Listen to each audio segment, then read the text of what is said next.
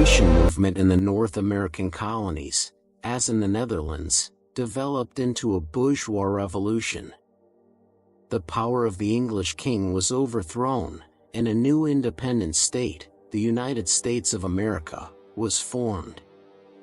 This event became the most important in the history of modern times, which caused the liberation movement of the North American colonies. What changes occurred in the colonies during the War for Independence? The king, large landowners, and the bourgeoisie of England were interested in exploiting the lord of the American colonies. The metropolis sought to extract as much income as possible from its colonies by turning them into a source of raw materials and a market for English industry. The development of production and trade in the colonies themselves was deliberately hindered. For example, the manufacture of iron products and the processing of woolen fabrics were prohibited. They were ordered to be exported from England in the form of London. They were well aware that the development of their own production in the colonies weakened their dependence on Great Britain. England also feared competition from the American bourgeoisie that was forming in the colonies. Therefore, the oppression of the colonies by England intensified, which led to an aggravation of relations between them and the metropolis. Even an insignificant reason was enough for blood to be shed. The Boston Massacre, which took place in the spring of 1770 in the city of Boston near the Custom House, is a striking example. Boys playing nearby threw snowballs at English guards. A crowd of adults, encouraging the children, unleashed a hail of insults and ridicule on the soldiers. In response, everyone suddenly opened fire and killed 5 people. The indignation of the townspeople was so strong that the authorities considered it best to withdraw troops from the city in December 1773. 1151. Following the Boston Massacre, the Boston Tea Party occurred. By this time, England had abolished unpopular duties on its goods except for tea.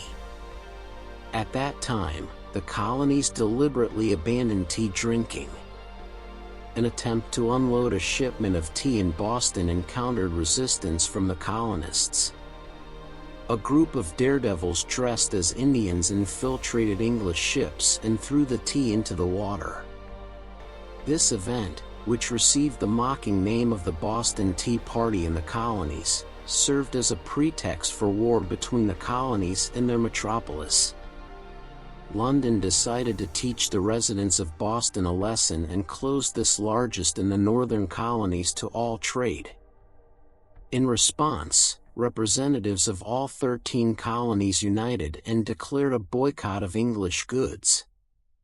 That is, they refused to consume them. Neither side wanted to give in. As a result of the clash, it became inevitable. The population of the North American colonies began to acquire weapons and military detachments began to form. On April 19, 1775, an armed clash occurred near Boston between English troops and a detachment of rebels. Immediately after this event, a Congress of Representatives of the colony convened and decided to create an army of colonist patriots.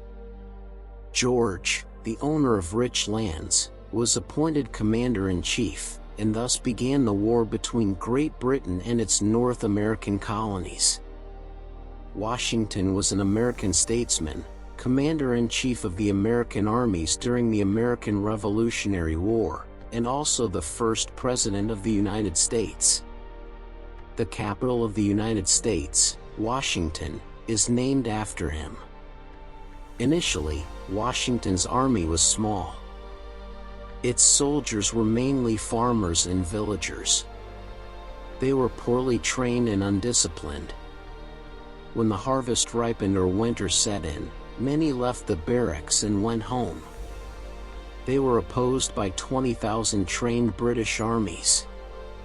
In addition, not the entire population of the colony supported the Patriots. About 25,000 Americans fought on the side of the king. It is not surprising that at the beginning, the British were confident of victory.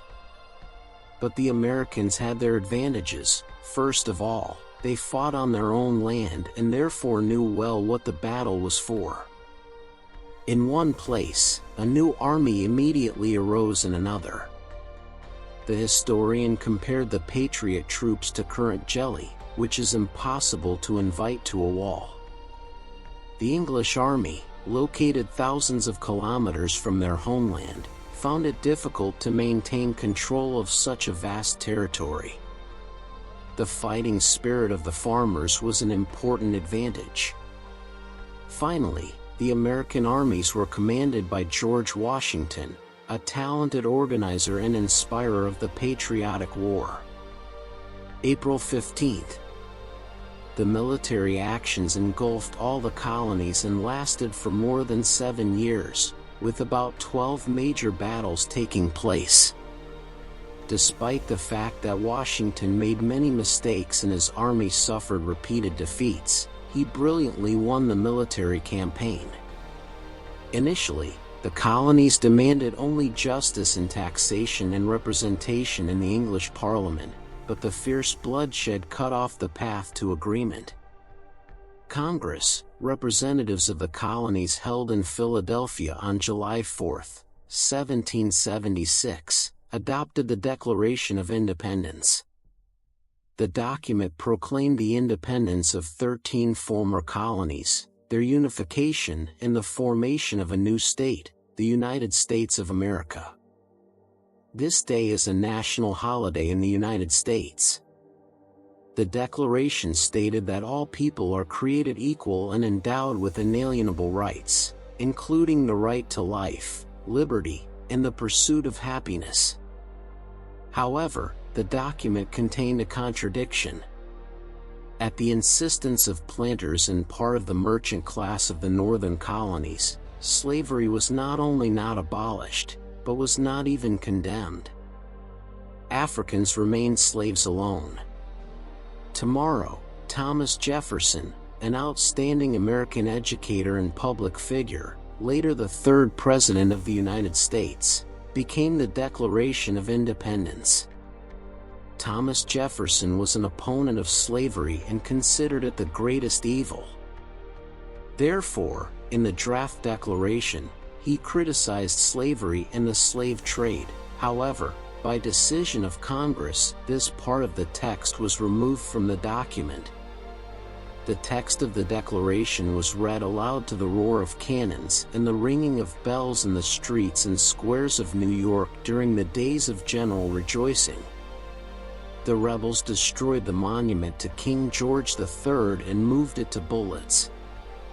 The Americans joked, "Let the British try bullets melted from their king."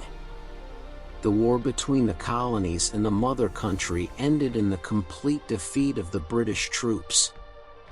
According to the Peace Treaty of 1783, England recognized independence. The situation in the country was very difficult between 13 states. There were serious disagreements, quarrels arose over borders, there was even talk of a war between the states. There were no national authorities in the country. A common national currency was not established during the war.